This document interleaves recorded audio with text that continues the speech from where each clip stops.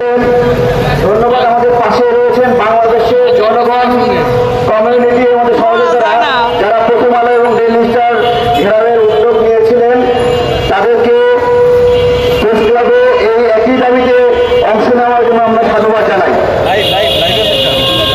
লাইভটা সমস্যা করতেছে ভাই।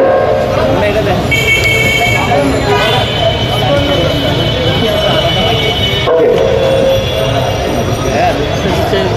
হ্যালো, ঠিক আছে। বুয়েটের আবরার ফাহাদ হত্যার কথা আপনাদের মনে আছে? আবরার ফাহাদ হত্যার অন্যতম আসামি নাম কি? অমিত শাহ। এই অমিত শাহ একজন ইসকনের সদস্য ছিল। আমরা কখনো এই অবজারভেশন নেইনি যে আবরার ফাহাদকে ইসকন হত্যা করেছে। অথচ দেখেন সেখানে তাদের হাত রয়েছে। এরপরে সিলেটে মুসলমানদের উপরে গুলিবর্ষণ করেছিল কারা বলেন তো? ইসকন মন্দির থেকে। শামীবাগে তারাবির আমাদের উপরে হামলা করেছিল তারা, ইসকনে।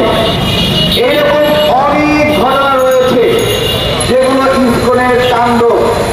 ইসকনের তাণ্ডবের দ্বারা সবচেয়ে বেশি ক্ষতিগ্রস্ত হয়েছে হিন্দু সম্প্রদায়ের লোকেরা, এবং নিজ নিজ জাতপাত ভেঙে এখন সবাই ইসকন হচ্ছে।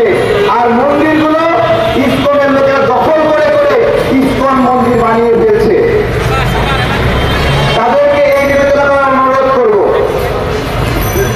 আমরা চট্টগ্রামের ঘটনায় ফিরে আসতে চাই। চট্টগ্রামের ঘটনাটা শুরু হলো কিভাবে? সেইখানে চিন্ময় সাহেবকে নেওয়া হলো। চিন্ময় সাহেবকে নেওয়ার পরে ফেসবুকে পোস্ট আসলো এরকম, সনাতনী ভাইয়েরা সবাই চট্টগ্রাম কোর্টে আসেন, হিন্দু ভাইয়েরা চট্টগ্রাম কোর্টে আসেন, আজকে একটা দফা রফা হবে। এই দফা রফা করার জন্য তারা কোর্টে গেল। এখন কোর্টে গিয়ে সেখানে একজন ভাইকে হত্যা করলো। হত্যা করার পরে এখন বিবৃতি দিচ্ছে তারা হত্যা করেনি। আমার প্রশ্ন, তাহলে ফেসবুকে যারা পোস্ট দিয়েছিল, আপনারা সবাই সনাতনীরা চট্টগ্রাম কোর্টে আসেন, দফা রফা হবে, ওরা কি নজর খাইতে গেছিল?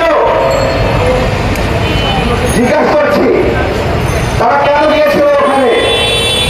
সবচেয়ে জঘন্য যে কাজটা হয়েছে, সনাতনী জাগরণ মঞ্চ সেখানে একটা ব্রিফিং করেছে। ব্রিফিং করে বলেছে যে এই হত্যাকাণ্ড সাইফুল ইসলাম তাকে হত্যা করেছে মুসলমানরা, সন্ত্রাসীরা হত্যা করেছে হিন্দু ভেবে। আমি আপনাদেরকে এই হত্যাকাণ্ডে যারা জড়িত তাদের নাম দিচ্ছি। দেখেন, সনাতনী জাগরণ মঞ্চ বললো হিন্দুরা, হিন্দু ভেবে তাকে হত্যা করা হয়েছে। তাকে হত্যার সঙ্গে জড়িত যাদের ভিডিও থেকে নাম